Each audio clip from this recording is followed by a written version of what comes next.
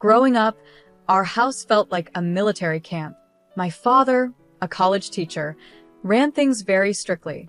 My older sister, Julie, was the perfect child, obedient, focused on school, and always trying to make everyone happy. I was the opposite, always testing the limits. "Laura, sit up straight," my father would snap during dinner.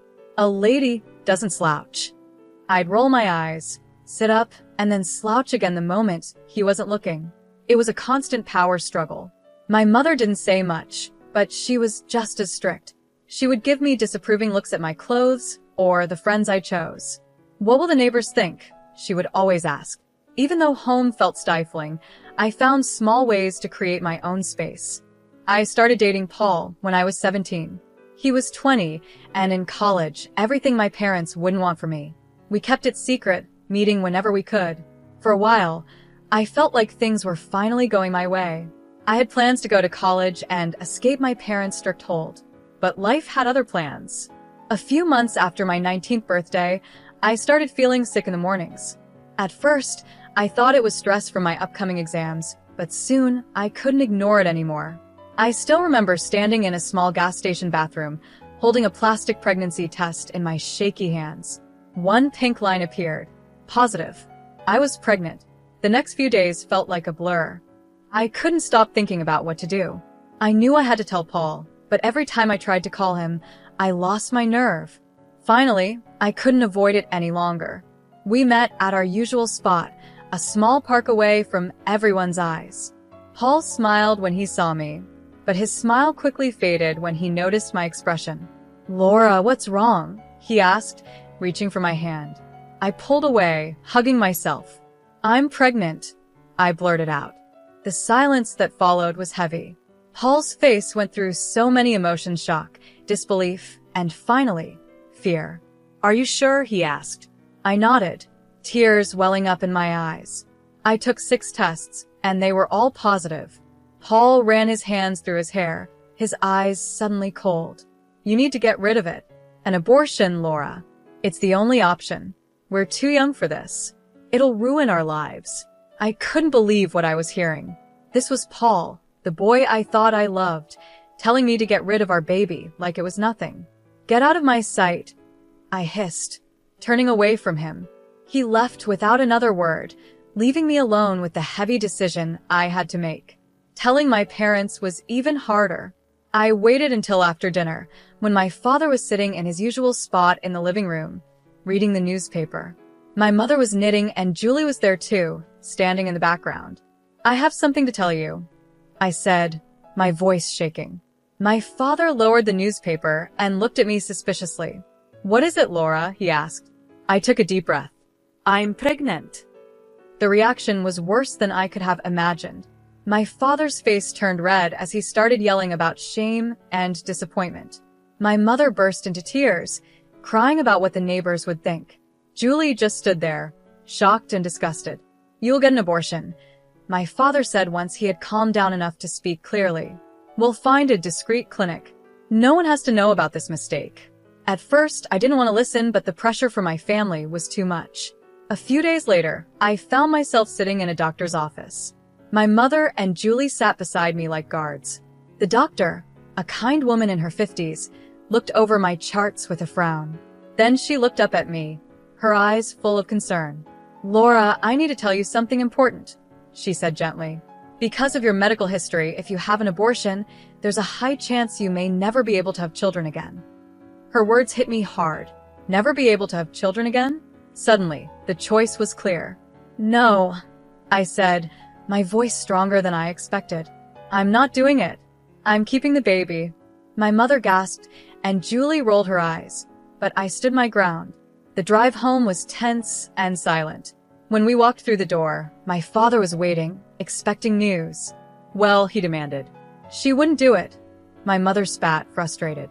"After everything we've done for her," my father said, his face twisted with anger. He took a deep breath and then spoke, his voice cold and final. "Get out. Pack your things and leave this house. You're no daughter of mine. I won't have you embarrassing this family with your condition," my father said, his voice cold. My mother nodded in agreement, her eyes hard. "You heard your father. Go. Julie just stood there, silent and judgmental. Tears ran down my face as I rushed to my room, grabbing some clothes and throwing them into a bag. As I headed for the door, my father's voice stopped me one last time. And don't think about coming back. As far as we're concerned, you're dead to us. The door slammed behind me with a sound that felt final and devastating. I was alone, pregnant, and homeless. In desperation, I called the only person I thought might help my Aunt Kelly. She and Uncle Scott had always been the outcasts of the family, living in another state and rarely talking to my parents. Laura, what's wrong, sweetie? Aunt Kelly's voice was warm and concerned. Through tears, I explained everything. There was a long pause after I finished. Where are you now? She finally asked. Outside our house. They kicked me out. Another pause. Stay right there. We're coming to get you. The drive to Aunt Kelly and Uncle Scott's house was long, but it gave me time to think about everything that had happened. Their house was small but cozy.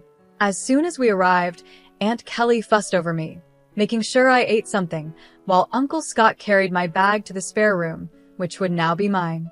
It's not much, he said, placing the bag down, but it's yours for as long as you need it. I looked around the small, warm room and felt a lump in my throat. It's perfect, I whispered. The next few weeks were a blur of doctor's appointments, talking about my future and getting used to my new life. One evening at dinner, Aunt Kelly spoke up.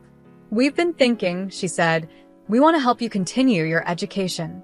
I looked up from my plate, surprised. What do you mean? Uncle Scott leaned forward. We've saved some money over the years. We never had kids of our own, so we want to use it to help you go to college. I was speechless. After everything that had happened, the idea of going to college felt impossible. I don't know what to say. Say yes, Aunt Kelly smiled. We believe in you, Laura.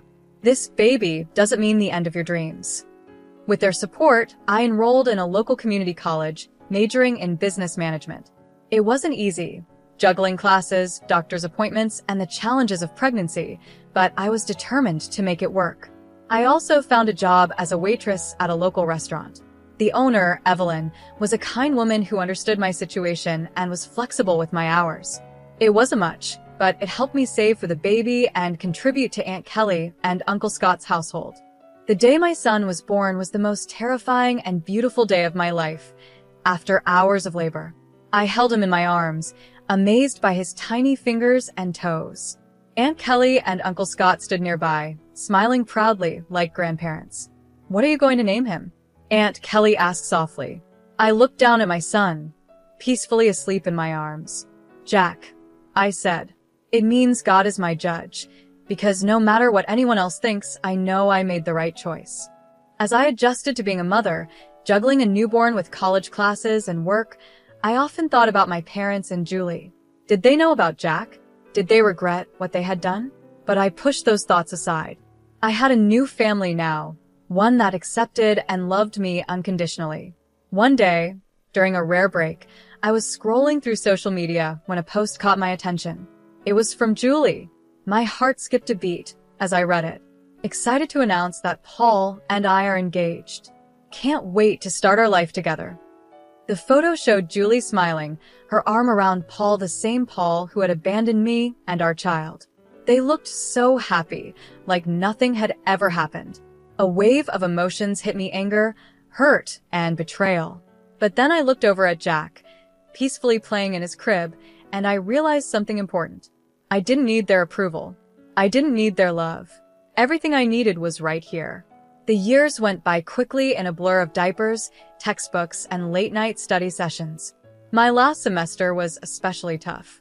I was taking extra classes to graduate on time, still working at the restaurant, and taking care of an energetic 5-year-old. Graduation day was filled with emotions. As I stood in line to receive my diploma, I looked into the crowd and saw Aunt Kelly and Uncle Scott, beaming with pride. Jack sat on Uncle Scott's shoulders, waving excitedly whenever he caught my eye. The real surprise came later at the graduation party Aunt Kelly and Uncle Scott threw for me. While we were celebrating, Evelyn, my boss from the restaurant, pulled me aside. Laura, I have an offer for you, she said with a smile. I'm looking for a new restaurant manager, and I think you'd be perfect for the job. I was shocked. Me? But I've only been a waitress. Evelyn waved her hand, dismissing the thought. You've been so much more than that. I've seen how you handle tough customers, how you organize the staff, and how you've balanced work, school, and motherhood. That's the kind of dedication and skill I need in a manager. It felt like a dream come true, a steady job with better pay and regular hours. It was exactly what Jack and I needed to start our new life. The next few years were full of positive changes. I threw myself into my new role at the restaurant, learning everything I could about management and business. Jack started school and grew into a smart, curious boy who loved to read and play baseball. It was at one of Jack's Little League games that I met Frank. He was there with his son, Tyler, who was playing on the other team. We started talking, and I was instantly drawn to his kind eyes and easy laugh. Single dad? I asked, noticing he was alone. He nodded, a sad smile crossing his face. Widower, actually. Tyler's mom passed away when he was a baby. My heart ached for him. I'm so sorry. That must be hard. It is, he admitted. But we manage. How about you? Single mom. I laughed. Is it that obvious? Our relationship developed slowly. We were both careful, having been hurt before, and with our children in the picture, we didn't rush things. But as months passed, I found myself falling for Frank. He was kind and patient, and Jack adored him. A year after we met, Frank proposed. It wasn't anything dramatic, just a quiet moment in his backyard with our boys playing nearby. Our wedding was small and intimate, with only close friends and family. As I walked down the aisle with Jack proudly by my side as the ring bearer, I caught Aunt Kelly's eye. She was crying, but her smile was radiant. Life with Frank, Jack, and Tyler soon settled into a comfortable rhythm. A couple of years after our wedding, we were blessed with another addition to our family. Our daughter, Betty, was born on a warm spring morning. As I held her in my arms, with Frank, Jack, and Tyler gathered around the hospital bed, I felt a sense of completeness I had never known before. I loved all three of my children equally, Jack and Betty, my biological children, and Tyler, my stepson. Blood didn't matter. They were all my kids. One evening, Aunt Kelly was over helping with the kids when we were startled by a familiar voice coming from the TV. There, larger than life, were my parents. My father stood at a podium, waving to a cheering crowd. The ticker at the bottom of the screen read, Adam Johnson announces his candidacy for mayor. My heart nearly stopped. It had been years since I had seen my parents, even if only on a screen. My father looked older, his hair grayer, but his eyes still had that same stern, determined look I remembered so well. As we watched him speak about family values and moral integrity, Aunt Kelly's face twisted with anger. Hypocrites, she spat, her voice shaking with fury. I turned to her, shocked. Aunt Kelly? She took a deep breath, her eyes never leaving the screen. There's something you need to know, Laura. Something they've kept hidden for years. What? I asked, confused. What she told me next shook me to my core. Many years ago, before Julie and I were born, my parents had their first child, a boy. But he was born with severe physical disabilities, without legs. Instead of loving and caring for him, they left him at the hospital, too afraid that he would embarrass them. I felt a whirlwind of emotions, shock, disbelief, and a deep sadness for the brother I never knew. Why didn't you tell me sooner? I asked Aunt Kelly, my voice shaky. Her eyes filled with tears. I'm sorry, Laura. I should have, but after what your parents did to you, I didn't want to add to your pain. That night, after the kids were in bed, I made a decision. I needed to find my brother. With Frank's support, we hired a private investigator. Weeks went by, and finally, we had a lead. My brother was alive, and against all odds, he had thrived. He was a successful writer, married with kids of his own. He had been adopted by a wealthy family that had given him every chance to succeed. Meeting him for the first time was surreal. Even though he looked different, I could see parts of myself in his face. His name was Larry, and he greeted me with a warm smile and open arms. I always knew I had a biological family out there somewhere, he said softly. I just never thought I'd find a sister. Over the next few months, Larry and I became close. I introduced him to my family, and he welcomed us into his. His wife, Julie, a coincidence that made me laugh, and their 2 children became part of our extended family. 22nd years had passed since the day my parents kicked me out. Life had moved on, bringing both joy and sorrow. My oldest, Jack, was now 20 and had just started college on a baseball scholarship. I couldn't have been prouder of the man he was becoming. One lazy Tuesday afternoon, I was scrolling through news articles when a familiar face caught my eye. It was my father, looking older but still carrying that same air of self-importance. The headline read, "Mayor Adam Johnson discusses family values in exclusive interview." Curiosity got the better of me, and I clicked on the video. For a few minutes, I listened as my father talked about the importance of family and moral values. Then the interviewer asked about his children. My father's face softened into what I knew as his public sympathy look. "I have one daughter, Julie. She's the light of our lives. Tragically, we lost 2 of our children. The pain never goes away, but it's made our family stronger." For days, I seethed with quiet rage. How dare they? How dare they erase me and Larry, pretending to be tragic, sympathetic figures. Almost as if fate was stepping in, Larry called. "Laura, guess what? I'm doing a book signing in our hometown next week. It would mean the world to me if you could come." I wouldn't miss it for the world, I told him, a plan already forming in my mind. The following week, I found myself back in the city where I grew up. As I walked through the familiar streets, memories came rushing back, some good, but many painful. I pushed them aside, staying focused on what I needed to do. The book signing was being held in the grand ballroom of the city's most prestigious hotel. As I entered, I realized Larry hadn't been exaggerating. Half the town seemed to be there. Local celebrities, business leaders, and politicians were all mingling, waiting for the event to start. And there, in the front row, sat my parents and Julie. My father, now the mayor, looked every bit the part of a distinguished politician. My mother, elegantly dressed, smiled and nodded at people she knew. Julie sat beside them. They hadn't noticed me yet. I found a seat near the back, my heart pounding so loudly I thought everyone could hear it. Larry rolled onto the stage in his wheelchair to loud applause. He looked confident and comfortable in the spotlight. As he began talking about his book and his life, I saw my parents nodding, trying to look sympathetic. "I was born with a severe disability," Larry said.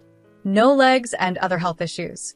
My biological parents abandoned me at the hospital, unable or unwilling to care for me." I watched my father closely, but his expression didn't change. No recognition, no shame, just the practiced look of a politician showing concern for someone else's story. "It's a sad story," Larry continued, "but I was lucky. I was adopted by a wonderful family who gave me every opportunity to succeed. Still, I always wondered about my birth family, who they were, and why they gave me up." The room was completely silent. Everyone focused on Larry as he spoke. My heart raced, knowing the moment that would change everything was coming. Then Larry smiled, his eyes sparkling with a mix of humor and determination. "But that's not the end of my story," he said. "You see, I found my family.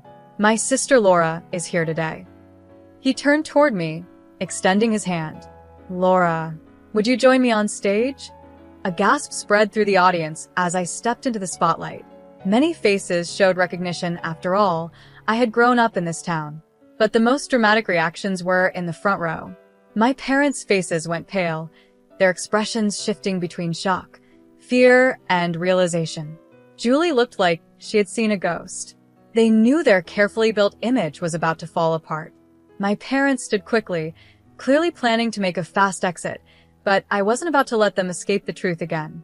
"Mom, Dad, please stay," I called out. My voice echoing through the now silent room. "I think it's time we had an honest conversation, don't you?" My parents froze, trapped by the eyes of the entire audience. Slowly, reluctantly, they sat back down. I took a deep breath. "Many of you knew me growing up. You knew my family. But there's a lot you didn't know, a lot that's been hidden for far too long." And then I told them everything. How my parents had abandoned Larry at the hospital because they were ashamed of his physical differences. How they had hidden his existence, building their reputation on lies. And then, history repeated itself. I continued, my voice growing stronger. When I got pregnant at 19, they didn't offer support or understanding. They demanded I have an abortion, even though doctors warned it could leave me infertile. When I refused, they kicked me out pregnant, alone, and abandoned, all to protect their perfect image. Gasps and whispers spread through the crowd. I saw people's disgusted looks aimed at my parents, who seemed to shrink in their seats. For years, I've heard them talk about family values and morality. I said, my voice full of emotion. But their actions tell a different story. They abandoned 2 of their children when we needed them the most. They erased us from their lives to keep up their perfect image. The room erupted into chaos. People were shouting, some at my parents, others at each other. Journalists, who had come for a simple book signing, were now furiously taking notes or speaking into their phones. In the middle of the uproar, I locked eyes with my father. The man who had once seemed so powerful in my childhood now looked small and defeated. My mother was openly crying, and Julie sat frozen, her face filled with shock and confusion. In the days that followed, the story blew up. It was all over the local news, then the national news. My father's political career crumbled overnight. The man who had preached about integrity and family values was exposed as a hypocrite. His position as mayor became impossible to hold, and within a week, he resigned, citing personal reasons. But everyone knew the truth. The college where he had taught quickly distanced themselves, firing him. Amidst all the chaos, one thing became clear: my sister Julie made her choice. She stood firmly by our parents, refusing to face the truth. During a brief phone call, she hissed, "You've ruined everything. Don't contact me again. You're dead to me, just like you're dead to Mom and Dad." But life has a way of surprising you when you least expect it. A few days later, I got a call from a number I hadn't seen in over 22 years. It was Paul, Julie's husband, and the father of my eldest son. "Laura," he said, his voice hesitant and almost shy. "I've been thinking about us, about what happened. Julie and we can't have children. And I thought, well, we have a son together. Maybe we could be a family." I couldn't help but laugh. "Paul, you made your choice 22 years ago. You left me when I was pregnant with your child. You married my sister, and now just because you can't have children with her, you think you can come back to me? No, that's not how it works." "But Laura." No, Paul. "I have a wonderful husband and a beautiful family. I don't need you, and I certainly don't want you. Goodbye." I hung up, feeling a sense of closure I didn't know I needed. But the surprises didn't stop there. The next day, I got another unexpected call, this time from Paul's parents. "Laura," a tentative voice asked. "This is Lauren, Paul's mother. We just found out about Jack." Is it true? Do we have a grandson?" The conversation that followed was emotional and eye-opening. Paul and my parents had told them I'd had an abortion and run away. They'd spent years believing their grandchild never existed. "We'd like to meet him," Lauren said, her voice trembling. "If that's okay with you. Of course, we understand if you don't want us in your lives." I thought for a moment. Paul's parents weren't responsible for what Paul did or for the lies my parents told. They had been deceived too. "Okay," I said finally. "I'll talk to Jack and see if he's open to meeting you." The meeting between Jack and his grandparents went surprisingly well. There were tears, hugs, and lots of catching up. Jack, always kind-hearted, welcomed them with open arms. In the months that followed, life settled into a new normal. Larry and his family became a regular part of our lives, filling our home with laughter and love. Aunt Kelly and Uncle Scott doted on all the grandchildren, biological or not. As for my parents and Julie, I only heard bits and pieces about them. They had moved away, trying to escape the scandal. Part of me felt sorry for them, but I knew I had done the right thing by telling the truth.